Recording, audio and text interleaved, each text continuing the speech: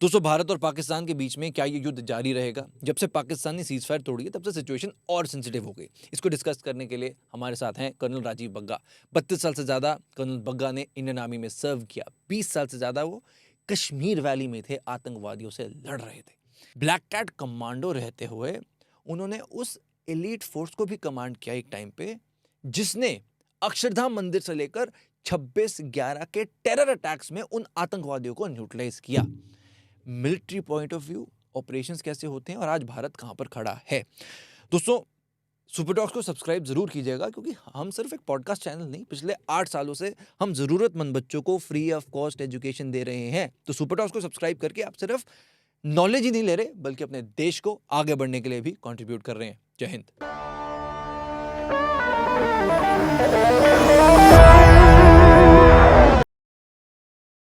जय Hind sir, welcome to super talks. Jai Hind Raghav, I am very grateful to you कि आपने मेरे को अपने प्लेटफॉर्म पे बुलाया है and it is a very brilliant opportunity for me कि मैं आपके साथ बैठ के अपने कुछ व्यूज़ दे पाऊँ। सबसे पहले तो आई थिंक पूरे देश की तरफ से हम आर्म्ड फोर्सेस के लिए हम तो कुछ नहीं कर सकते, बट बहुत ज़्यादा रिस्पेक्ट है, क्योंकि इस वक्त जो देश की स्थिति है, हम सो पा रहे हैं या अगर हम ये वीडियो बना पा रहे हैं या कोई वीडियो देख पा रहा है, उसकी वजह आप जैसे ऑफिसर्स हैं। तो सबकी तरफ से पहले तो thank you for doing what you have been doing. आपकी हिस्ट्री स्पीक्स फॉर इटसेल्फ। ये जो पीछे बैजेस हैं, ये लूडो खेल के तो नहीं है, बल्कि आतंकवादियों को मार के ये मेडल्स आपने अचीव किए हैं। ब्लैक कैट कमांडो, NSG, 20 साल से ज़्यादा कश्मीर वैली में आपने खुद ऑपरेट किया। सर, इस वक्त बहुत कुछ सेंसिटिव है, और अगर मैं एक आम इंसान का अगर फीलिंग बताऊं, तो अब सबको ऐसा लग रहा है कि हमें हथियार दो, हम जाना चाहते हैं उस पार। Yes. आप फौज में हैं, आप फौजी हैं, वंस अ फौजी ऑलवेज अ फौजी। True. मैं सर आपसे ये जानना चाहता हूँ, इस वक्त भारत का फौजी क्या सोच रहा है? सबसे पहली बात तो ये है कि भारत का फौजी हमेशा टाइगर की तरह रहा है और रहेगा और हमेशा इसी की तरह स्ट्राइक करेगा। हर फौजी के इस समय दिमाग में एक ही जज्बा है कि send me, I will do my best to protect my country. वो चाहता है कि मेरे देशवासी अगर मेरे पे भरोसा रख रहे हैं, मैंने उनको लेट डाउन नहीं करना। और जो हमारी ट्रेनिंग होती है या फिर किसी प्रकार की जो हम क्रिया ट्रेनिंग के दौरान सीखते हैं, वो उसमें कूट कूट के हमारे में डाला जाता है कि आपके पास एक सुनहरा मौका कभी आए या ना आए। That is I am talking about war. वो मैं कहता हूँ कि जो आज की डेट में वहाँ पर लड़ाई लड़ रहे हैं, उन्होंने बहुत अच्छे कर्म किए होंगे, और जो यहाँ पर बैठ के इंतज़ार कर रहे हैं कि मेरा नंबर कब आएगा, वो भी एक बड़ा अच्छा उनका मत है कि वो सोच रहे हैं कि मैं भी शायद युद्ध के लिए जाऊंगा। तो हमारा फौजी is all the time ready and looking at the enemy like a tiger. Field marshal sir Sam Manekshaw ने कहा था, फाइट टू विन। यस। उन्होंने कहा था कि अगर आप युद्ध के लिए जा रहे हो तो जीत कर ही आना है। मैं आपसे स्ट्रेट फॉरवर्ड सवाल ये पूछना चाहता हूँ कि क्या भारत और पाकिस्तान के बीच में जंग ऑफिशियली शुरू हो चुकी है? देखिए, जो हालात पीछे आपने देखे पिछले 4-5 दिन, एक सिंगल गोली भी जब फायर होती है हम उसको लड़ाई का नाम दे देते हैं, पर उसके बीच में उसकी इंटेंसिटी कितनी है आपने देखा। कल पूरी रात क्या हुआ है, एयर ड्रोन्स, मिसाइल्स और कई चीज़ें भारत के ऊपर कई शहरों में उन्होंने लॉन्च की हैं। जी। It is totally act of a war. जो हमारा था, हमने कहा था कि हम सिर्फ मिलिटेंट बेसिस को स्मैश करने जा रहे हैं जी। कोई आम इंसान के साथ हमारी दुश्मनी नहीं है वहाँ पे। लेकिन अगर वो उसको तोड़ मरोड़ करके प्रोपेगेंडा करके कुछ और बताना चाहते हैं और उसका हवाला लेके हमारे पे कुछ अटैक लॉन्च करते हैं हम लोग तैयार हैं और हम लोग कर भी रहे हैं और करते रहेंगे उसके बाद फिर, जब तक ये लोग अपने आप को हमारे हवाले नहीं कर देते, या फिर जो मोस्ट वांटेड हमारे जो हम चाहते हैं यहाँ पर हों, तब इनसे हम बात करने के लिए, तब तक ये युद्ध जो आपने बोला है ये एक किस्म का लग चुका है। सर मैं स्ट्रेट फॉरवर्ड सवाल पूछना चाहता हूँ कि ये हुआ क्यों, क्योंकि जो कल डिटेल्स आ रही हैं भारत ने मुंह तोड़ जवाब भी दिया है। ये सेक्टर्स जो बताए जा रहे हैं, जम्मू, उधमपुर, सांबा, जैसलमेर, आईएफ के बेसिस जैसे अवंतीपुर, श्रीनगर, उत्तरलई, अब यहाँ पे सर वहाँ से पाकिस्तान की तरफ से मिसाइल्स आई हैं, रॉकेट्स आए हैं, ड्रोन्स आए हैं। इंडिया ने डिफेंड भी किया है, हम डिफेंस पे आएंगे। पहले मैं पूछना चाहता हूँ कि पाकिस्तान की इस वक्त स्ट्रैटेजी क्या है? क्या वो कुछ स्पेसिफिक टारगेट्स ले रहा है? उसके दिमाग में ये एरियाज जहाँ पर ये अटैक हो रहा है ये क्यों आ रहे हैं? What is the strategic ideology behind this attack? On a lighter side I just want to tell you before I आपके सवाल का मैं जवाब दूं, जी, आप सोचते हो कि उनकी कोई स्ट्रेटजी है?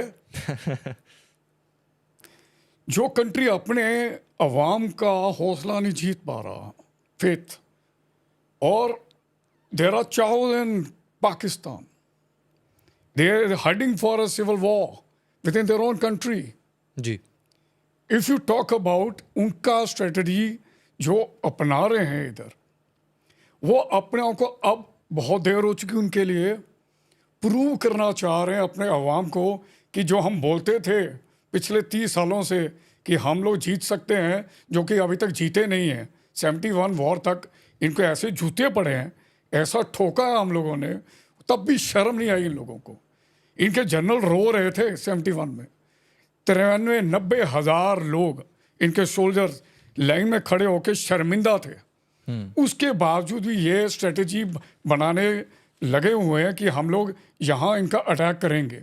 Okay, now I come to your question. आपने देखा होगा, ऊपर से शुरू करते हैं, पुंछ के अंदर अगर मैं कहूँ कि ये सिर्फ मिलिट्री इंस्टॉलेशन के टारगेट कर रहे हैं, मेरा शायद लगता है ये मानना गलत होगा।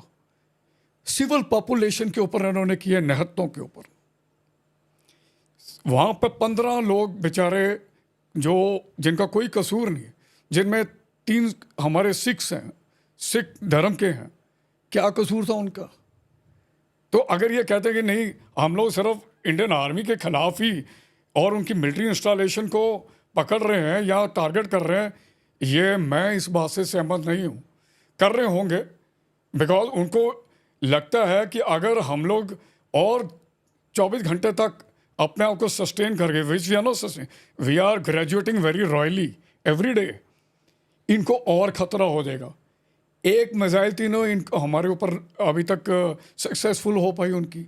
बीच ही में हमारे जो सुदर्शन चक्कर जो हमारा डिफेंस सिस्टम है S-400 या S-400, उसने इतना उनको नाकारा किया है। ठीक है जी, पहले वो एक बार ग्राउंड को टच तो करने, पता तो लगे कहाँ आ रहे हैं वो।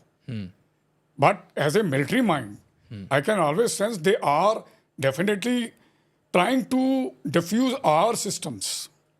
उनके सबसे पहले जो as a military point of view से, उसके बीच में ये बिल्कुल ये भी जायज़ कहना होगा, ये अगर सिविलियन टारगेट्स को भी करते हैं तो, क्योंकि इनका moral values are very low, ये तो मैं भी मानता हूँ।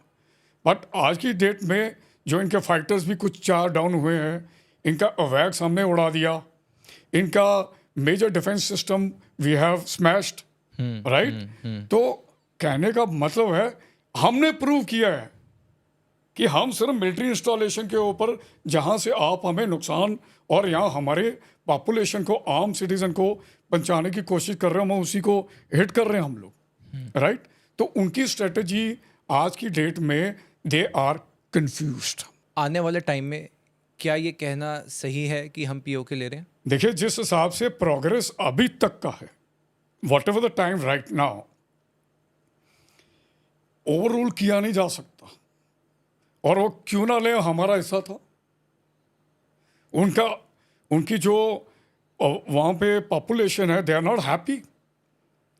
आधे से ज़्यादा कश्मीरी के रिश्तेदार वहाँ रहते हैं, रोते हैं बेचारे कि हम लोग कैसे मिलेंगे उनको। वो हमारा फ़र्ज़ है उनको मिलाना। अगर वो हमको अगर बात शुरू की थी हमने मुजफ्फराबाद पे, यही था कि वो अपने रिश्तेदारों को मिल सके। और यही है, यही सही मौका है। हिंदुस्तान फौज के पास एयरफोर्स, नेवी और पूरा कंट्री खड़ा है और गवर्नमेंट का इतना स्ट्रॉन्ग सपोर्ट है, ले लेना चाहिए अभी। सच में कह रहा हूँ, पूरा देश ये सुनना चाहता absolutely. Ask any common man, हूँ जी। आम इंसान। I am a veteran, but आप किसी कॉमन आम आदमी से पूछिए जाके। सर, इस अटैक में एक नाम सामने आ रहा था कि भारत ने भी S-400 रशिया के साथ डील की थी 2018 में, जो 35,000 करोड़ की डील थी। इसराइल से भी हमने ये जो डील की थी, कई बिलियन डॉलर्स का डिफेंस डील हमने पिछले 10 सालों में किया है। हमने वहाँ से उनके ड्रोन्स लिए और जो ये अटैक में हम यूज़ कर रहे हैं, पाकिस्तान में ये ड्रोन्स भेजे जा रहे हैं। और जिस तरह आपने बताया कि पाकिस्तान के जो डिफेंस स्टेशंस हैं, अब जब इन्होंने एस्केलेट किया है, हम भी उसी इंटेंसिटी से जवाब दे रहे हैं। मैं सर ये जानना चाहता हूँ कि इसमें एक नाम सामने आया था मसूद अशर का। ओके, सर, कौन है मसूद अशर? क्या सिग्निफिकेंस है इस इंसान का पाकिस्तान में? और इसको जो लोग कह रहे हैं कि ये इसको मार दिया गया है, इसमें कितनी सच्चाई है? Okay, this man is the most wanted. जो मैं वांटेड बोलता जा रहा हूँ बार बार, ये उनमें से एक है, नंबर 1। क्यों वांटेड है? IC-814 आपको याद होगा, इंडियन एयरलाइंस का जहाज, ये यहाँ से हाईजैक करके वाया लाहौर कंधार लेके जाया गया था। दिसंबर 24, 1999 Exactly. You're right.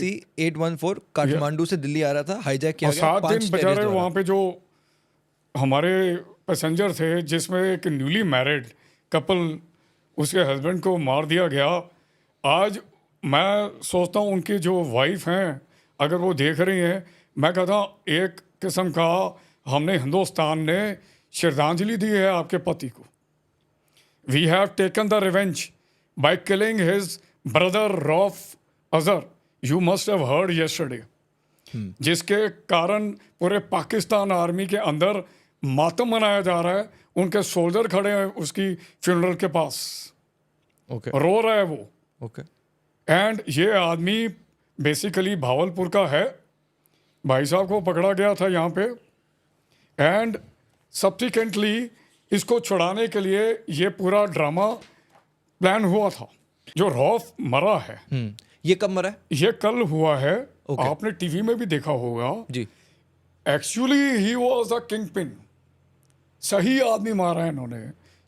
जैसे मोहम्मद का, JM का, ये सही बंदा हमने ढूंढ के मारा है, क्योंकि ये बंदा ही लॉन्च पैड, ट्रेनिंग, एवरीथिंग और द मोस्ट जो भी क्या कहते हैं अनवांटेड एक्टिविटीज़, मिस एडवेंचर, जितने भी पास में प्लान हुए हैं JM के, ये इसने किए थे। रॉफ अजहर ने। Yes, got it. तो ये बहुत बड़ी हमारी एक उपलब्धि है जी। कि हमने ढूंढ के मारा।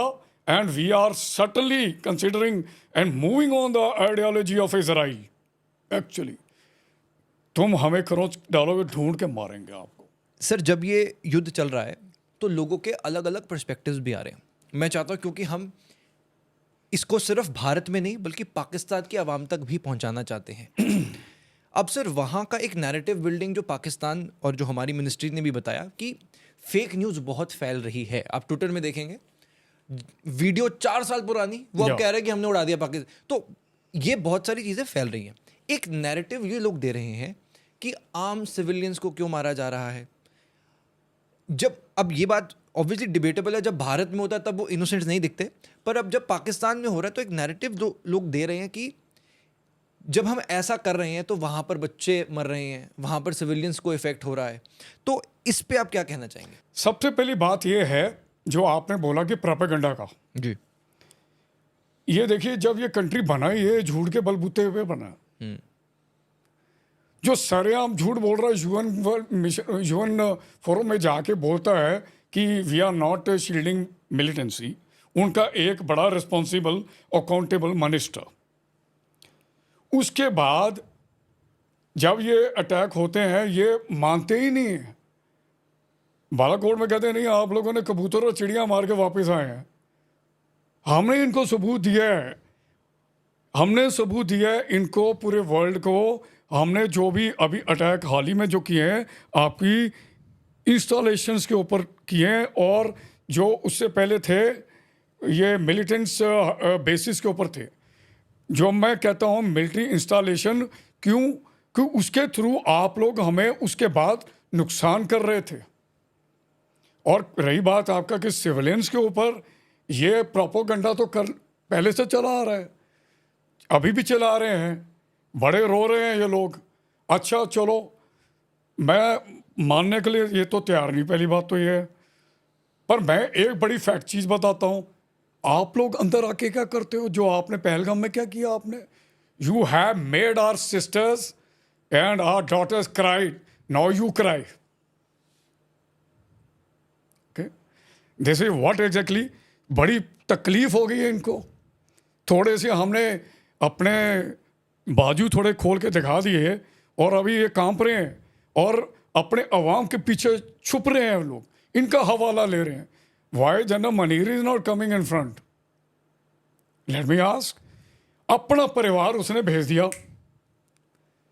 इतना इनकैपेबल है कि अपने परिवार को यहां नहीं रख सकता अपने देश में, और fight a war like a soldier the way we are fighting.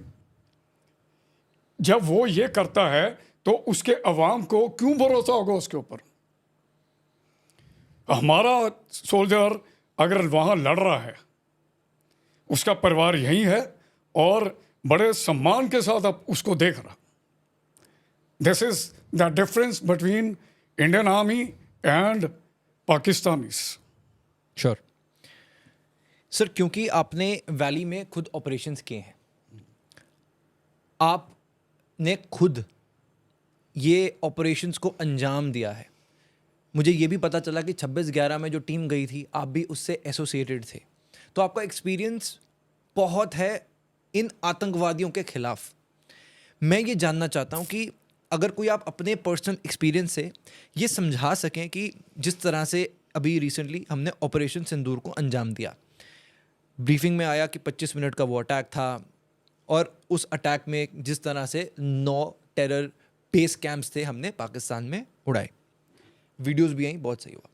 अब मैं जानना चाहता हूं जैसे ऑपरेशन सिंदूर को अंजाम दिया गया, वैसे आपने अपने एक्सपीरियंस में, क्योंकि कश्मीर में स्पेसिफिकली एक सबसे हॉट रहा है और बर्निंग सेंसेशन रहता है पूरे देश के लिए, तो वो एक्सपीरियंस ऑपरेशन का और इन आतंकवादियों की मुठभेड़ के साथ आप क्या बताना चाहेंगे? चाहे मैं अपने बटालियन के अंदर या फिर राष्ट्रीय राइफल या फिर एनएसजी में जो भी ऑपरेशन कश्मीर वैली में किए हैं, मुद्दा हमारा एक ही था basically, that is hit the target at the hardest level without collateral damage. क्योंकि हम लोग जो मिलिटेंसी थी अपने ही कंट्री में लड़ रहे हैं, अपने ही लोगों के बीच में। हमारा कभी एम नहीं होता था कि कोई आम इंसान से उसको नुकसान हो, क्योंकि 100% में से सिर्फ 2% ऐसे लोग होते हैं जिनको ढूंढ के उनको मौका दिया जाता है, नहीं मानते फिर उनको एलिमिनेट किया जाता है। ओके, जो ऑपरेशन करने का बेसिक कंसेप्ट रहा है इन्फेंट्री का या फिर combating terrorism is total a great team work, one. दूसरा, अच्छी planning, know your man thoroughly, good and bad about them, know your capability, अपने इलाके को, अपने हथियार को, और उसके बाद दुश्मन के बारे में ज़्यादा से ज़्यादा जानकारी और किस तरह से उनको अप्रोच करना है, कैसे सरप्राइज करना है, किस रूट से जाना है, किस हथियार से जाना है, कौन से टाइम फ्रेम के ऊपर जाना है, ये बहुत चीज़ें मैंने रखती हैं आपकी। ठीक है, एक एग्जांपल ही देता हूँ। Sure. somewhere in a part of Kashmir Valley, okay I was operating. It was mixed terrain. कहने का मतलब उसमें बिल्टअप एरिया भी था, पहाड़ी इलाका भी था, जंगल भी थे. अगर मैं अपने लॉन्च पैड से निकलता हूँ, लॉन्चिंग बेस से निकलता हूँ, कंपनी बेस से निकलता हूँ, मिलिटेंट को एलिमिनेट करने के लिए खबर मिलने के बाद, कभी कभी खबर मिलती भी नहीं थी, अपने सूझबूझ से उस इलाके की जान पहचान होने के कारण हमें लगता था आज इस इलाके में कुछ गड़बड़ है. बच्चा नहीं खेल रहा, बच्चा मुस्कुराहट से बात नहीं कर रहा, आधे पर्दे खुले हुए हैं, शांति है, ऐसा तो था नहीं. वो इंडिकेटर्स होते हैं. चलो मान लो एक खबर वाली बात है, पक्की खबर है, मिलिटेंट को नहीं पता कि हमें पता लग चुका है तू इधर बैठा है, हमने बाहर निकलना. मैं आपको बताता हूँ, हमारे जितने जवान हैं, जितने ऑफिसर आज की डेट में, पहले भी, मेरे से पहले भी, हमारा सबसे पहले ये होता था, without making him aware about our movement we used to hit broad day time में या रात के टाइम में, डिफरेंट रूट्स, नॉर्मल रूटीन का अपना पोस्चर दिखाना उनको कि हमें तेरे बारे में कुछ पता नहीं है. मल्टीपल अप्रोच लेते थे हम लोग और अचानक घूम के like a hawk we used to encircle them. एक बार इनसर्कल हो गया, वहाँ पहले सबसे पहले अब आती है कोलेटरल डैमेज वाली. यकीन करते थे कि उस इलाके में आम सिविलियन, बच्चा, बूढ़ा तो नहीं है उस घर के अंदर, और बात करते थे. इनसर्कल हो गया, जब कंफर्म हो गया कि इसके अंदर है, वार्निंग दी जाती थी. सरेंडर का पूरा पूरा जैसे हमारा प्रोसीजर है, because we follow total military ethos in a very professional manner. अगर वो फायर करता है, अपने बचाव में हम बहुत फायर करते थे. फिर उस मुठभेड़ में अगर वो एलिमिनेट हो जाता है तो that is what the concept.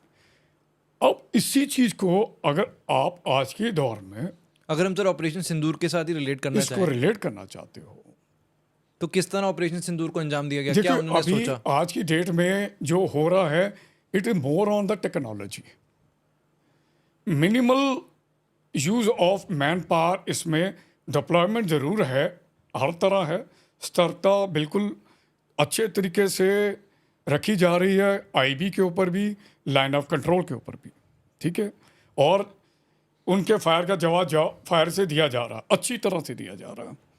लेकिन नौबत अगर आती है, अभी सिंदूर, ऑपरेशन सिंदूर 3 चल पड़ा है, मान लीजिए कल को नौबत आ गई कि भाई फिजिकली अंदर जाना है, इनके इलाके कैप्चर करने, जैसे आप कह रहे थे पीओके का कैप्चर करना है. पीओके कैप्चर तभी होगा जब हमारे फुट कॉलम्स वहाँ जाकर होल्ड करेंगे, बम्बारमेंट से नहीं होता. तो जब वो जाते हैं तो इन्हीं बातों का थोड़ा सा ख्याल रखना पड़ेगा जो मैं आपको बता के हटाऊं. Secrecy, security and absolutely total move in a military fashion. Sure. Operation Sindoor ही क्यों नाम दिया गया? I will only talk about पहले इमोशनल चीज के बारे में. हमारे वो न्यूली मैरिड बच्चे गए हैं. हाल ही में मैं देख रहा था, उस मिलिटेंट ने उस यंग लेडी को बोला कि क्यों मार रहे हो. हाँ, उसने बोला कि मोदी जी को बताइए, और उसी के दाहिनी तरफ किसी ने बनाया हुआ है, a lady standing in aggressive posture with a great, जिससे आप भारत माता की इमेज को देख सकते हो. एंड वो बोल रही है मैंने मोदी जी को बता दिया और ये आपका हाशिया हुआ है, अब मरे पड़े हैं. उनके हस्बैंड्स को चुन चुन के उनके सामने मारा. They have played with their Sindoor. They have literally crossed that thin line of और हिंदू लेडीज, और मैं कहता हूँ पूरे भारत की जितनी भी औरतें हैं, इनको सबक देना ही था और बताना था कि नारी शक्ति क्या होती है. उनकी वो जो पिक्चर है lady crying next to her husband, this will haunt them throughout their life, ये है। और हमारी वो दो लेडी ऑफिसर जो बैठ रही हैं, इनको मुंह तोड़ जवाब दे रही हैं प्रेस कॉन्फ्रेंसिस में कि हमारी लेडीज़ में इतनी शक्ति है, इतनी स्ट्रांग है, इतना भरोसा अपने संदूर के ऊपर, ये आपने उसके साथ खिलवाड़ करने की कोशिश की है, अभी आपको छोड़ा नहीं जाएगा। जिस दिन भारत माता की जय करके घुस गए ना हम लोग, जनरल मुनीर जो है, जहाँ भी उसने परिवार रखा है, कपड़े पहनने के टाइम नहीं मिलेगा उसको। जितने पाकिस्तानी एक्टर हैं वो ये कह रहे हैं कि ये बड़ा डरपोक किस्म का एक्ट था जो कि भारत ने किया। जितने पाकिस्तानी एक्टर हैं वो मेजरली पाकिस्तान इसको देख रहा है कि भारत ने जो हमला किया है, आम लोगों को मारा है, और क्योंकि भारत की भी एक फॉलोइंग है जो कि पाकिस्तानी ड्रामा, पाकिस्तानी सीरियल्स को फॉलो करती है, तो कहीं ना कहीं लोगों के सर मन में, मैं वापस वहीं आ रहा हूँ कि लोगों के मन में आ रहा है कि वहाँ पे जो लड़ रहे हैं कुछ लोग गलत होंगे, पर वहाँ के बच्चों की क्या गलती है? वो जो वहाँ के बुज़ुर्ग हैं उनको अटैक कर रहा है भारत एक तरह से अपने इस मिशन से। देखो, जो हमारे, पहली बात तो मुझे अपने फेलो सिटीजन के ऊपर पूरा भरोसा है, ये तो उनके प्रोपागेंडा में मैं आना नहीं चाहता। डेफिनेटली अगर वो प्रोपागेंडा कर रहे हैं उनको जवाब यही दे देते हैं, ऐसे पहली बात तो है नहीं। अगर जो कुछ 2-4% है ना, उनको मेरी गुजारिश है, कराची का टिकट ले लो, पैसे हम दे देंगे, चले जाओ यहाँ से। बट वो ऐसा है नहीं हमारे। We are Indians, a great spirit, patriotic spirit in us. अब उनके जो फिल्म में लाइन वाले को जब बात कर रहे हो, शर्म करो। आपकी रोजी रोटी के लिए यहाँ आके पिक्चरों में आप एक्ट कर रहे थे, आपका कंट्री नहीं आपको दे पा रहा था, नमक खा रहे थे हमारा, और वहाँ जैसे दौड़े हो, क्योंकि लात मार के दौड़ाया हमने, एंड वहाँ जाके जब खाने को नहीं मिल रहा, अब बकवास कर रहे हो आप। Now the point is very simple, it is again a psyops, propaganda. Let it be, करने दो उनको। Let the mosquito come and fly, apply Odomos. I'll do like this. Where we are confirmed, and इस time बहुत form थे हम, और अभी भी हैं। श्योर सर, जिस तरह एक आतंकवादी होता है, अगर आप अपने एक्सपीरियंस से किसी इनकाउंटर के बारे में बता सकें जिससे कि ये हम समझ पाएँ कि किस तरह से एक अटैक को अंजाम दिया जाता है, या जिस तरह जब आप एक टीम लीड करते हैं जो ऑपरेशन पे जाने वाली है, उनको किस तरह से तैयार किया जाता है, उनके माइंड किस तरह से फंक्शन करता है, जब वो ऑपरेशन कर रहे होते हैं उस वक्त किस तरह से वो कम्युनिकेट करते हैं, जो भी प्रोटोकॉल में अगर आप बात हमारे साथ शेयर कर सकते I will tell very broadly. Sure. Okay, पहली बात तो है, जो भी इस टास्क के लिए एम्प्लॉय होता है, और wherever in any militant infested area, in any, he is already trained, his mind is already flexible, and he is absolutely searching for a militants like a hunter. Okay. अब आती है implementation की। देखो, कोई भी operation गाड़ियां भर के फटाफट जाके रैंडमली नहीं होता। हर इलाके में अगर मान लीजिए 4-5 मिलिटेंट्स हैं, उनकी हरकतों के ऊपर निगाह रखी जाती है, खबर आनी शुरू हो जाती है, एंड द ओनली थिंग कि हाउ फ्रेश इज़ द खबर। ये ना हो कि हम जाएं फिर वापस आ जाएं और उससे हमारे ड्रिल्स जो प्रैक्टिस है एक्सपोज हो जाएं। तो हर ऑपरेशन का बुनियादी उसूलों को मद्देनज़र में रखते हुए उसके ऊपर हम फ्लेक्सिबिलिटी अख्तियार करते हैं। फॉर एग्जांपल, बिल्टअप एरिया आपको अलग तरीके का एक पोस्चर दिखाएगा, जंगल में अलग से होगा, खुले मैदान में अलग होगा, माउंटेन्स में अलग होगा। अनदर एग्जांपल, आप जाते हैं गलियों में जा रहे हैं, एक भीड़ लेके गए तो एक ग्रेनेड का जो किलिंग एरिया बहुत कम होता है, that I will not tell how much. अगर इकट्ठे हो गए तो you can be, you are vulnerable, आपको नुकसान हो सकता है। तो कहने का मतलब ये हुआ, हम लोग एक साथ एक गली में नहीं घुसते हैं, सरप्राइज को लेके, अपने बचाव को लेके और मिलिटेंट को बचक्का रहने के तो मद्देनजर में रख के। As I told you earlier also, we are moving in this direction, but target is here, giving that militant an impression कि ये इधर इधर जा रहे हैं हम, ओके। बट जैसे ही फिर उसके बाद बाज की तरह घूमते हैं और then we take that guy. Sir आपस में कम्युनिकेशन कैसे होता है? Communication, we got a very foolproof system. Firstly जब हम रेडियो सेट वगैरह को यूज़ करते हैं, इस दौरान पहली बात तो बहुत मिनिमल करते हैं, बात ही नहीं करते हैं। हम ब्रीफिंग ऐसे कर चुके होते हैं कि उसकी गुंजाइश ना पड़े, कंटीजेंसी प्लानिंग कर चुके होते हैं और उसकी रिहर्सल कर चुके होते हैं, और उन हर आदमी को, सदस्य को अपना रोल और अपनी कोई क्या प्रॉब्लम आ सकती है मालूम हो। ओके, खुदा ना खास्ता फिर भी आपको कम्युनिकेशन की ज़रूरत पड़ गया। आई सेड कि that minimal use of your transmission, we have got set codes, pressing the switch, और मे बी ए विजुअल अगर वो नज़र आ रहा है थ्रू दैट फील्ड सिग्नल्स, और समटाइम मैरिंग अप। तो this type of things we do it marrying up यानी? in the terms ki that one of the buddy can go closer to that another team and ask them what exactly, not the entire lot. Okay. Okay? And yes, when if you are using, we are using our radio sets, we have got a very advanced radio sets जिसमें secrecy mode है जो ये लोग नहीं पकड़ पाते हैं, बकायदा हम लोग पकड़ लेते हैं इनके। तो avoidance of using of any type of a communication once the operation is launched is should be kept in the mind, and one should refrain from speaking too much on the radio set.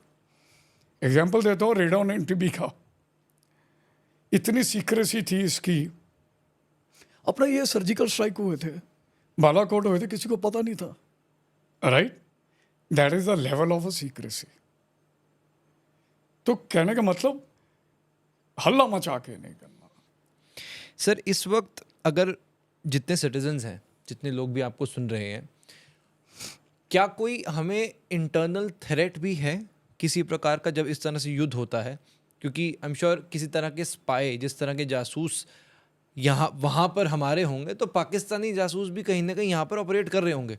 तो क्या कोई किसी तरीके का internal threat भी? Definitely I we should not rule out.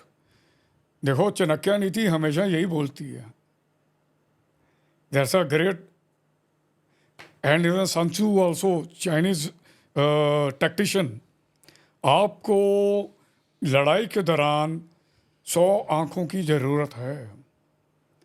आपके मोहल्ले के अंदर कोई सस्पिशियस मूवमेंट हो रही है, मान लो सस्पिशियस मूवमेंट एनी टाइप, जैसे जिसको आपने देखा नहीं, कोई आके खड़ा होता है, देखता है, आपकी मूवमेंट्स को देखता है, या आपके मिलिट्री इंस्टॉलेशंस के आसपास कुछ अपने कैमरे के साथ फिडल कर रहा है, या फिर कुछ सस्पिश का घंटों आके बैठता है रोज, उसकी रिपोर्ट करनी है, उस आदमी को पकड़ाना है।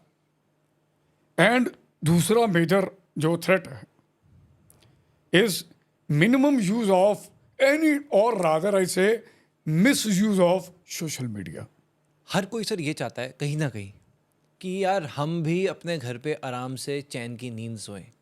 हर कोई सर, अगर हम एक रैशनल माइंडसेट लेकर आएँ, तो कुछ लोग ये कहते हैं कि यार ये लड़ाई ही क्यों हो रही है, सब कुछ खत्म हो जाना चाहिए, अमन शांति की बात होनी चाहिए, क्या ज़रूरत है लड़ने की, क्या युद्ध ही ऑप्शन है?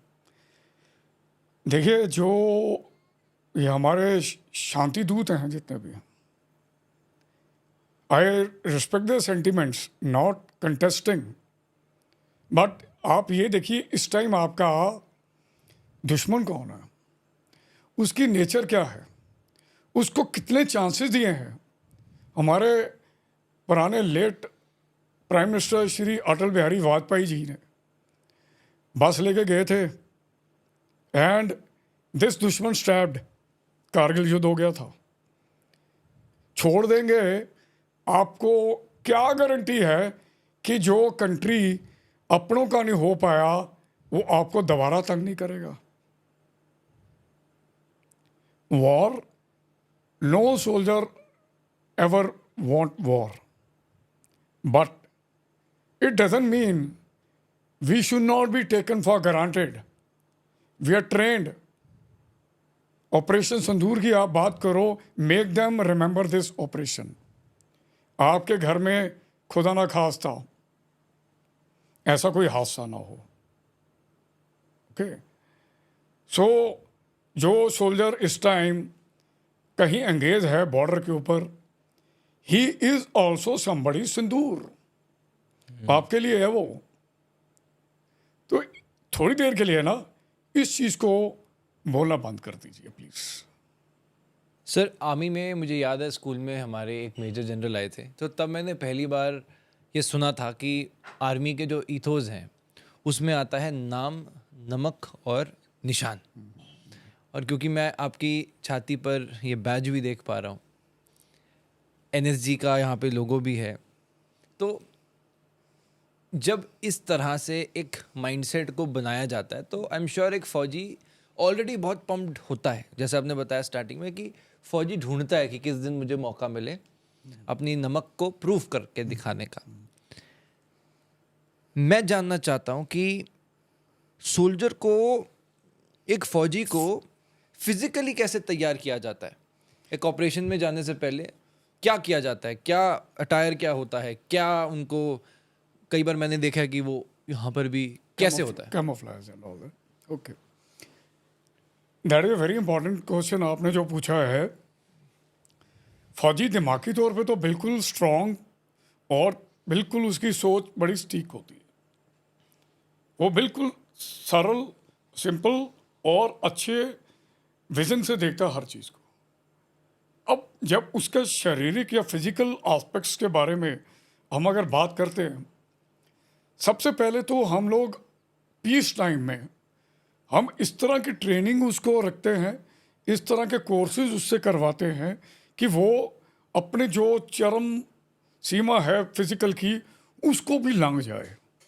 उसको प्रिपेयर करते हैं उसके शरीर को। जब बात करते हैं अटायर की, मान लीजिए क्योंकि हम उसको उस दिन के लिए तैयार कर रहे हैं वॉर के लिए, जो कि आज की डेट में चल रहा है। इस दौरान जो अटायर होता है उसका पोस्चर जो होता है एक इस तरह से चलना चाहिए कि दैट जब वो निकले और कहीं जा रहा है डिप्लॉयमेंट पे, आम आदमी को, उसके जो सिटीज़न है, उसका जो देशवासी है, उसको देख के फ़क्र हो कि मैं सेफ हैंड में हूँ। किस तरह की वेशभूषा होती है? प्रॉपरली रिग्ड होता है कैमोफ्लेज, जो हमारी यूनिफॉर्म है फील्ड के बीच में जो डाली जाती है, उसके पैटर्न को देखा जाता है कि डेजर्ट में तो उसका कलर थोड़ा अलग हो सकता है बिकॉज ऑफ द सराउंडिंग्स, जंगल का अलग है, but we have got a uniformity. Helmets होता है, उसके ज़रूरी जो सामान रक्सैक के अंदर होना चाहिए, जैसे इमरजेंसी राशन, फर्स्ट एड हो गया, कुछ और चीज़ें, रस्सी वस्सी जो आप ये सोच सकते हैं, और साथ में जो पाउचेस डालते हैं उनका जो ऑन स्केल एमुनिशन होना चाहिए। एक इन्फेंट्री सोल्जर की बात कर रहे हैं। एंड रही बात आपका camouflage concealment, basically it is not a kind of a fashion, it is basically to camouflage, एक दूसरे से छुपा दुश्मन को पता ना चले। और दूसरा, जब अगर वो दुश्मन के सामने आए, वो उसका जो पोस्चर ऐसा खूंखार होना चाहिए कि वो उसको देखकर ही वहीं पे ढीला पड़ दे। तभी ये मुंह पे भी इस तरह से। जिस तरह से अग्रेसिव पोस्चर, यही जो ड्रिल्स कराते हैं हम मुझे याद है, मैं सेकंड लेफ्टिनेंट, पहले सेकंड लेफ्टिनेंट रैंक होता था, हमारा कोर्स में एक टेस्ट होता है बैनर फाइटिंग, मतलब कि आखिरी जब गोलियां ख़त्म हो गई हैं या आप जब चार्ज कर रहे हो तो आपको वो ड्रिल कराई जाती है कि डमी के ऊपर। यंग थे हम लोग, हमारे उस्ताद थे हवलदार, क्या पहले तो वो टेस्ट होता है सिर्फ 1 मिनट का, लेकिन उसको तैयार करने के लिए 1 घंटा लगता था, वेशभूषा जो मैंने अभी आपको बताई। अब उसको वो उस्ताद कैसे हमें खुंखारता हमारे में कैसे लाता था। 1 घंटे का पूरा रगड़ा, जब तक पानी से आप नहा ही नहीं लेते, उसके बाद उसको कहता तू एक हिंदुस्तान फौज का अफसर है, सिपाही है या जो भी है, तेरे पीछे देश खड़ा है, बस छोड़ना नहीं, वो सामने दुश्मन है तेरे। तो बैनर लगाया जाता है, उसकी कोई ड्रिल होती है, घोप निकाल। आप मानेंगे नहीं, कुछ मेरे कोर्समेट हैं बड़े तगड़े, जिस कोर्स को मैं बिलोंग करता हूँ, बैचमेट्स मेरे, मैंने अपने कोर्समेट्स में कईयों को देखा है उस डमी के पर्चे उड़ाते हुए। इमेजिन कीजिए कि डमी कितनी भारी होती है राइफल से उसको उठाते हुए। तो ये खूंखारता होती है, ये खूंखारता हर जवान में हम इंकलकेट करते हैं जब वो वॉर में जा रहा होता है, और उसका posture has to be a dynamic. ये कभी जंगल में जाइए, कभी सारे जानवर दिखेंगे आपको, हाथी, अदर वड़वा, लेकिन जब टाइगर कुछ सेकंड के लिए रोड को भी पार करता है, उसकी अपनी मिसाल होती है। It's a majestic move of a majestic animal and we are tigers. Sure. आपके रेजिमेंट की वॉर क्राई क्या थी? देखिए, मेरी जो बटालियन है, 3rd battalion the Sikh regiment, कुछ साल पहले यहाँ डिप्लॉयड थी जे में। एक पर्टिकुलर टेन्योर में हमारे पलटन के अंदर एक Ashok Chakra highest decorated bravery award, 3 Kirti Chakra, 39 Sena medal और कितने कमेंडेशन कार्ड और यूनिट साइटेशन लेके बाहर निकली थी। ये इससे ही you can see the good. और ये मेरे बटालियन के जवानों, अफसरों और उनके जो जेसीओज हैं उनके कारण है, और मैं इस चीज़ को बहुत फक्र करता हूँ। सर, जैसे छावा में जब छत्रपति संभाजी महाराज जाते थे तो वो ऐसे ललकारते थे, जय माँ भवानी, हर हर महादेव। तो आप लोग अगर जब जाते थे ऐसे ऑपरेशन में तो क्या? देखो, वॉर क्राइज बोलते हैं इसको हम लोग, ये जोश भरता है, जज्बा होता है। सिख रेजिमेंट में जो है बोले सोने हाल है, सत श्री अकाल। पर मेरी जो बटालियन है खुद की, 3rd battalion the Sikh regiment, जैसे पुराना नाम है 45th रैटरेस, अंग्रेज़ों के टाइम की है, और इसका ही सिर्फ वॉर क्राई है। ऑफ कोर्स वो बोले सोरे हाल चलता है जब व्हेन वी सल्यूट, और जो जवान जब सल्यूट मारता है वो बोलता है वाहे गुरु जी की फतेह साहब। सत श्री अकाल नहीं है, वाहे गुरु जी की फतेह साहब, वो फतेह। That is what is the war cry of my battalion. Very powerful. Sir, ये जो एस्केलेशन हुई है इस वक्त, अगर हम आगे आने वाले समय की बात करें तो ये वॉर अगर होती है, और अगर हम कहें कि ये कन्वेंशनल वॉर पे भी हम उतर जाते हैं या नहीं भी उतरते, तो ये कब तक हम एक्सपेक्ट कर सकते हैं कि जो आम लोग हैं वो सुनते रहेंगे कि भाई वहाँ से मिसाइल आ रही है, यहाँ से जा रही है? कब तक एक्सपेक्टेड है, कब तक आप ये एंटिसिपेट कर रहे हैं कि ये युद्ध चलेगा? देखो, 71 वॉर तो आपको पता कब शुरू हुई थी, कब ख़त्म हो गई, 10-12 दिन में वाइंड अप हो गए थे। वो दौर कुछ और था, पर आर्मी वही थी, दुश्मन वही था। लेकिन टेक्नोलॉजी अलग है। आज की डेट में कोई चीज़ जो हम कन्वेंशनल और साइकोलॉजिकल वारफेयर के हैसियत से ले सकते हैं, उसमें उसको नया मोड़ देना वो थोड़ा सा टाइम लग सकता है।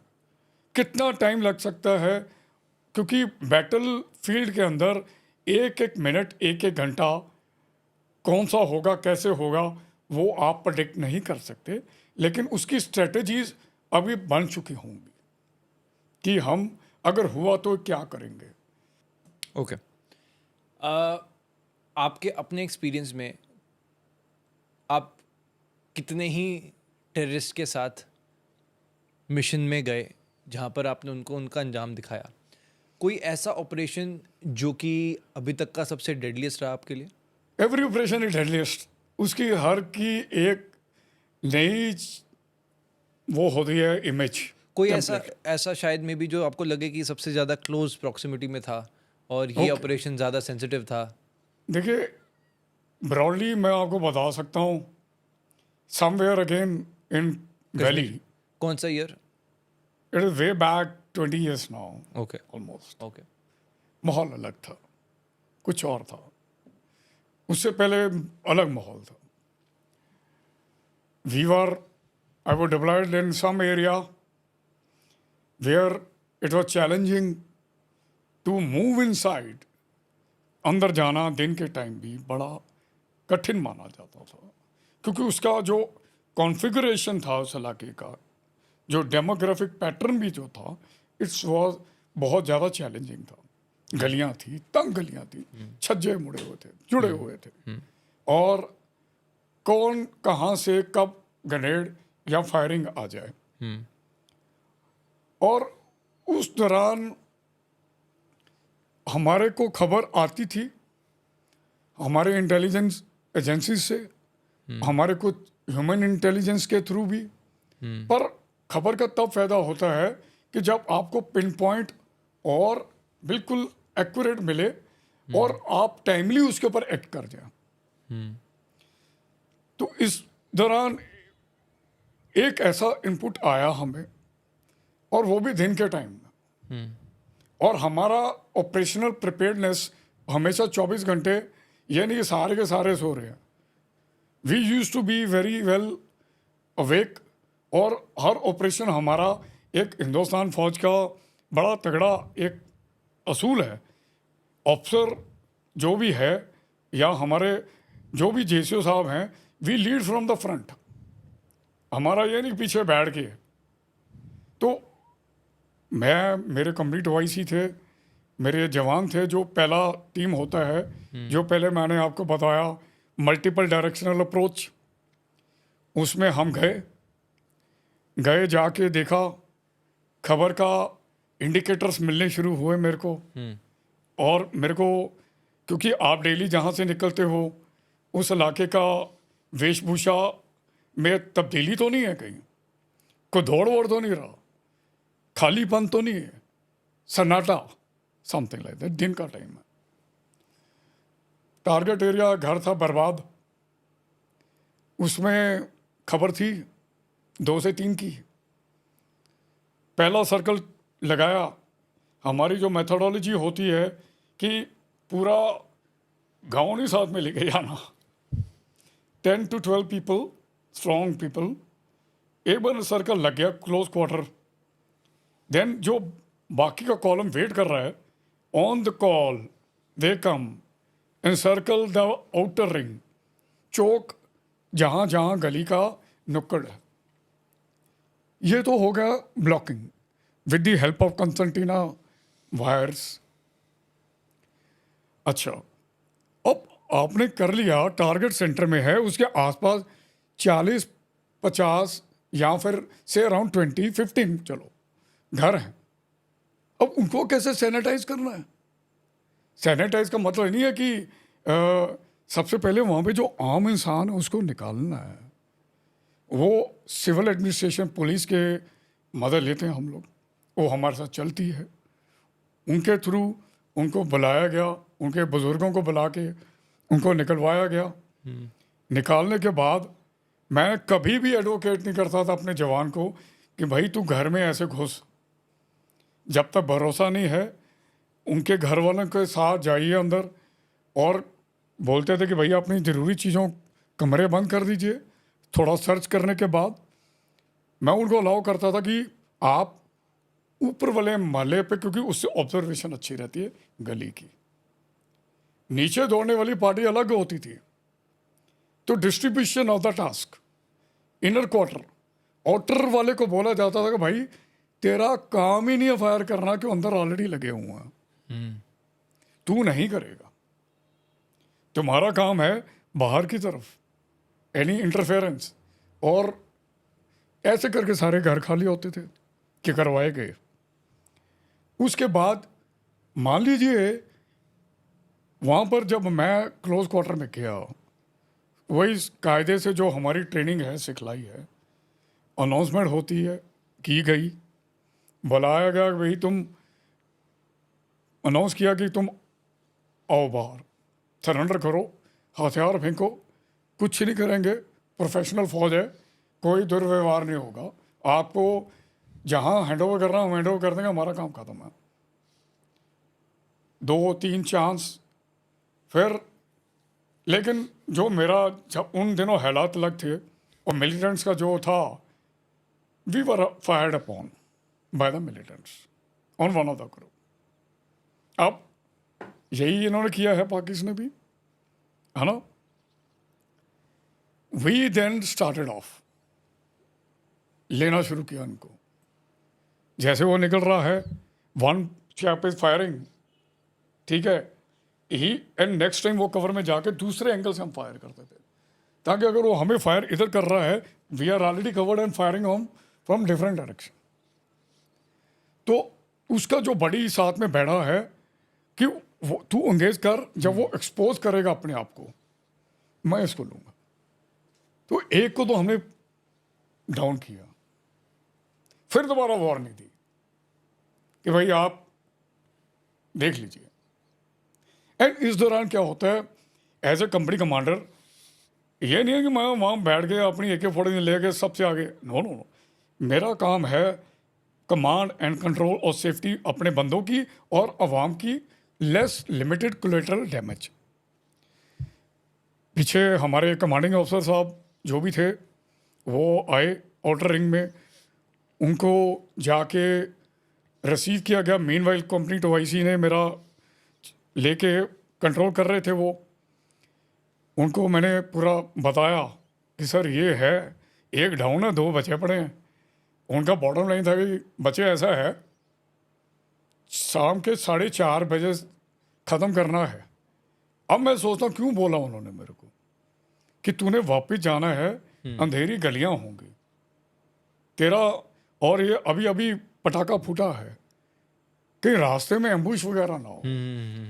तो उसके लिए फिर उन्होंने मेरे को, देखो क्या आदमी बागड़, कि तुम अपने जो जिस रास्तों से तुमने निकलना है उसको सिक्योर कर लो। लकी फौज अंदर चल रहा है, वहाँ पे एम्बुलेंस भी एक सेफ जगह पर रखी अगर कोई कैजुअल्टी होती है, ठीक है। फिर पुलिस को थोड़ा और बुलाया गया क्राउड कंट्रोल के लिए। एक आम इंसान है, कईयों के घर है अंदर, है ना, कोई समझा रहा है, कोई बुजुर्ग समझा रहा है, कमांडिंग ऑफिसर हमारे समझा रहे हो कि कुछ नहीं होगा, हम सिर्फ उनको लेना चाहते हैं सरेंडर के तौर पे। अगर वो फायर नहीं मानेंगे फिर हो सकता है फायर फाइट चलती रही, आप सेफ में रहिए। अनदर मिलिटेंट, जब फायरिंग शुरू हुई 2 घंटे निकल गए, देन आई रियलाइज यार ये तो टाइम बहुत निकल रहा है, दोपहर हो गई है। हमने उसको थोड़ा सा एक किस्म का एक पॉइंट को स्ट्रेटजी में रखा कि यहाँ से कम फायर दिखाओ, और वो वाली पार्टी को थोड़ा डिप्रेशन मिलेगा, और उसके पीछे वाली को भी। जब वो हमारी चाल कामयाब हुई, वो आदमी ने जंप मारा, दौड़ता उसी गली में आया। अच्छा, ये जूनियर मोस्ट जवान बच्चा, 21 साल का जवान, he was the first man to bloody face him. दम बंदे में, कहते हैं ना सडनली लीडर बनता है। जब मेरे को बताया उसके हवलदार ने, साहब ये मुंडा ए ठोकड़ 2 shots डाउन 2 gone। तीसरे वाले को फिर बोला, नहीं मान रहे भाई साहब, करते करते चल रहा है। व्हेन इट हैज हैपेंड, फिर हमें थोड़ा सा ग्रेनेड लॉबिंग शुरू की, जब तक चूहे को बाहर नहीं निकालोगे। हाँ sure. And when he came out he was firing badly and he was brought down. तो ये एक बड़ा क्रिटिकल ऑपरेशन, क्यों मैं कहता हूँ कि देखिए मिलिटेंट को मारना, eliminating him, we also don't advocate surrender करो, आइए जाइए, फिर अपना जो भी इंटरोगेशन है that is more important. But सबसे बड़ा मेरा मेन मुद्दा होता था, जो जितने जवान मैं लेके गया हूँ उतने जवान मैं वापस लेके आऊँगा, वहाँ पे कोई सिविल कैजुअलिटी ना हो, किसी को तंगी ना हो, एक बड़ा नीट ऑपरेशन के तौर पे। बड़ा इंटरेस्टिंग था सर जब मैंने इसके बारे में पढ़ा, जो इजराइल के ड्रोन्स हम यूज़ कर रहे हैं हिरप, इसकी सर इतनी प्रिसिशन है कि हाई वैल्यू मिलिट्री टारगेट जैसे कि टैंक, रडार सिस्टम्स, ये उसको सिर्फ सेट करना है और वहाँ पर जाके ये मिसाइल लॉन्च हो जाएगा। 2005 में हमने खरीदा था, तो मुझे ऐसा फील हो कि हम पहले से कितने रेडी थे। मतलब 2005 में खरीदा और 2009 में इंडियन आर्म्ड फोर्सेस ने कहा कि हम इसको अब यूज़ करना शुरू कर रहे हैं। तो आप सोचिए 2009 का 2025 में शुरू हो रहा है, तो मतलब we were well prepared for something like this to happen in future. इसमें GNSS कम्युनिकेशन सिस्टम है जो कि एक बुरे एनवायरनमेंट में भी कम्युनिकेशन इस्टेब्लिश कर सकता है। मैं सर इसमें ये जानना चाह रहा हूँ, अब जैसे आपने पहले डिस्कस किया है कि ये जो वॉर है ये टेक्नोलॉजी के फ्रंट पे खेली जाएगी। यस। और BSF की अगर हम बात करें, क्योंकि ये भी बहुत सारी BSF की मैं ट्वीट्स गो थ्रू कर रहा था, उसमें भी वो आ रहा था कि हैवी आर्टिलरी फायरिंग पाकिस्तान की तरफ से हुई और मुंह तोड़ जवाब यहाँ से भी उधर दिया गया। अगर हम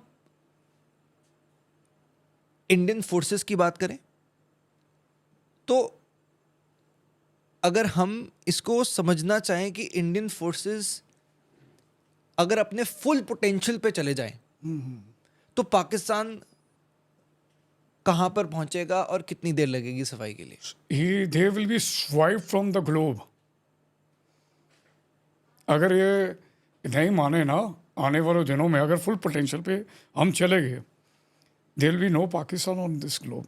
सर लोग ये उस पर काउंटर करते हैं कि अक्सर आप जितने भी पाकिस्तानी ट्वीट देखोगे वो यही बोलते हैं कि भाई हम भी न्यूक्लियर पावर हैं। बहुत बार ये आप सुनेंगे कि ये न्यूक्लियर पावर की बात होती है कि भैया तुम्हारे पास है, हमारे पास भी है, और अगर न्यूक्लियर वॉर हो गई तुम भी ख़त्म, हम भी ख़त्म, पूरी दुनिया में रेडिएशन चलती रहेंगी। तो इस पे आपका क्या कहना है? देखो न्यूक्लियर वॉर का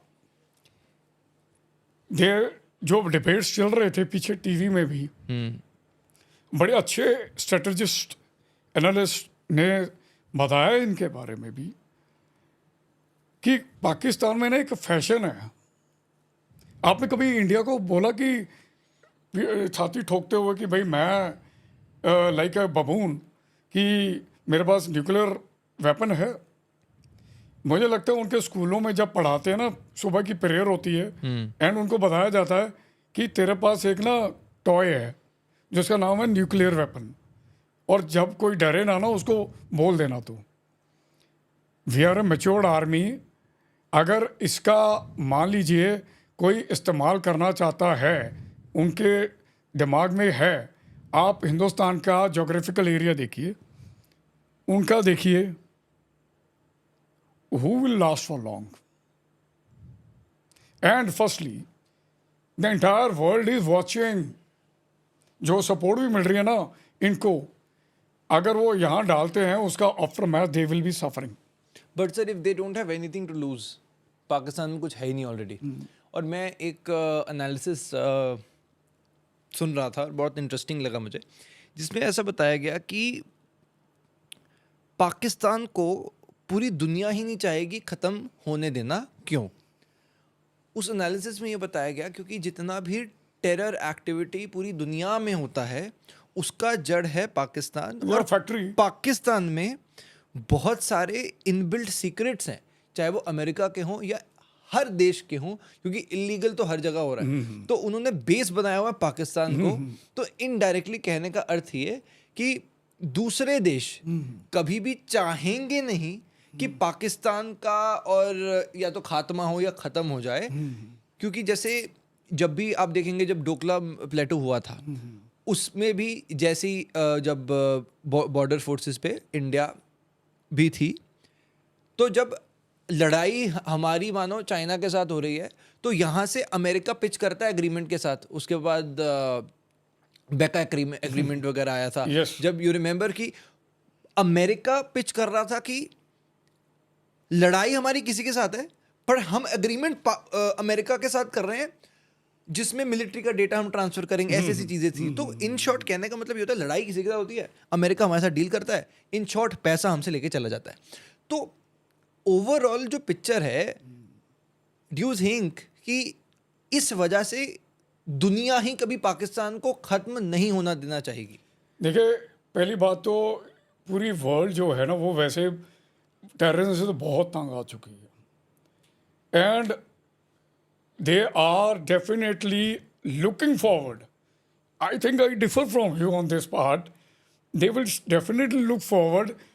मान लेता हूँ कि ख़त्म का मतलब ये कि जड़ से उड़ गए, बट इनके टुकड़े तो 100% होंगे। मतलब बलूच हो बलूचिस्तान गया, उधर से ये आ गया, ये आ गया। पश्तून जब वगैरह हो ही नहीं रहा तो पाकिस्तान अपने आप खत्म होगा। बट आप अभी तक जो what I am trying to bring out, बात न्यूक्लियर वेपन के ऊपर हो रही है। न्यूक्लियर वेपन को इस्तेमाल करना आज के दौर में going against the norms of the world, and ये अगर पाकिस्तान ने कुछ इस तरह का मिस एडवेंचर सोचेगा या सोचने की सोच रहा है, they are going against the entire world will be against them. And मान लीजिए करता भी है, वो अपने ही जो न्यूक्लियर वेपन्स हैं उसी के इफेक्ट से खुद भी इफेक्ट होगा। श्योर सर, गवर्नमेंट की तरफ से बहुत सारी गाइडलाइंस अब बहुत जारी हो रही हैं कि जितने भी जवान हैं उनकी छुट्टियों को भी रद्द किया जा रहा है।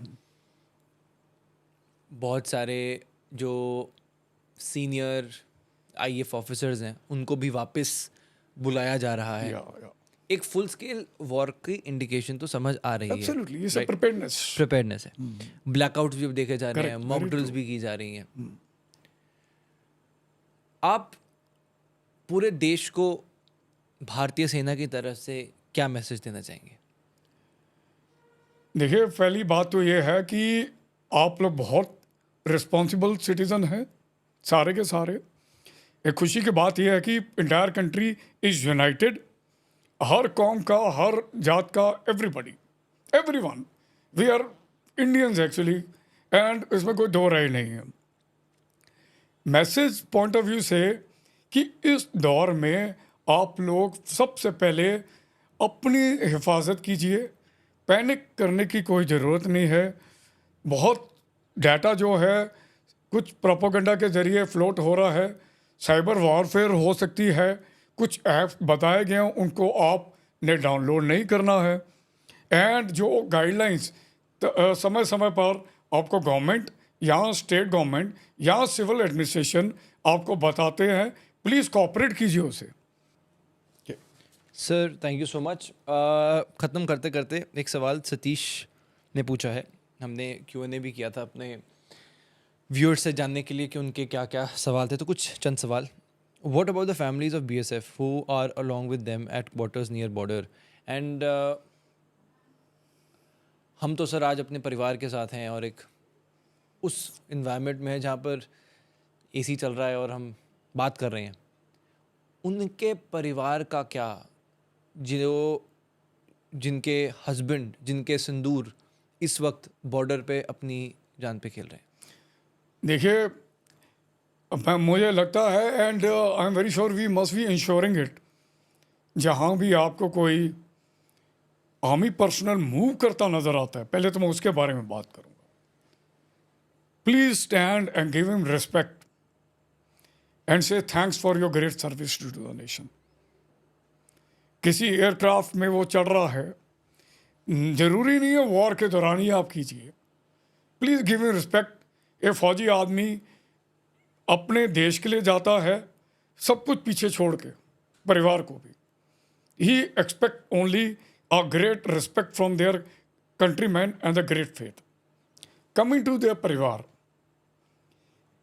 they are those ladies whose husbands are fighting war. If they are tiger, they are tigress. वो बहुत स्ट्रॉन्ग लेडीज हैं एंड उनको बहुत हमारे समाज में बड़े उच्च दर्जा दिया गया है। ऑफ कोर्स जब भी आप उनको कभी मिलते हैं, आप प्लीज़ अपनी सहानुभूति की ज़रूरत नहीं है, आप उनके बोलिए हमें आपके ऊपर बहुत नाज है, वो फ़क्र है। ये चीज़ें जो हैं आपको खुद को अच्छा लगेगा और एक पूरा हमारे जो कंट्री के अंदर माहौल है और अच्छा माहौल है, हम लोग we will develop further bonding and great brotherhood. Very well said sir, very well. कुछ एक दो और चंद सवाल लोगों के मैं लेकर ख़त्म करूँगा। मधुर पूछ रहे हैं कि अभी पिक्चर बाकी है और क्या क्या देखने को मिल सकता है अभी? देखो, whenever you go and watch any movie, you don't really come to know what next scene is going to come. That is an art of every director. But this is not a movie. It's a war. Real stories are going to come out. हमारे troops are going to write a glorious history and going to leave a brilliant signature for the future generation to take pride. आगे क्या होगा, आपको patience रखनी है। अगर एक soldier वहाँ पर पेशेंसली लड़ रहा है, you need to have patience too for all this कि what is going to happen next. कुछ सर पाकिस्तान की तरफ से भी रिएक्शंस थे जिस पे हमें कमेंट तो नहीं करना, पर कुछ लोग जो उनके उस मे बी प्रोपेगेंडा में आ जाते हैं या वो पढ़ते हैं, क्योंकि सोशल मीडिया में हर कोई हर सब कुछ पढ़ सकता है। एक पाकिस्तानी ट्वीट था कि this is the Indian drone which Pakistani army shot, India is pushing us into a large scale war which is going to bring great disaster only for India because we Muslims live for शहादत। ये question बड़ा common है। आपकी सोच बहुत गलत है। Firstly, Hindustan कभी हमेशा जिंदाबाद रहा है और आपको फिर मैं बताता हूँ, बड़ा आई थिंक कुछ मिसकंसेप्शन इज मूविंग आपके दिमाग में।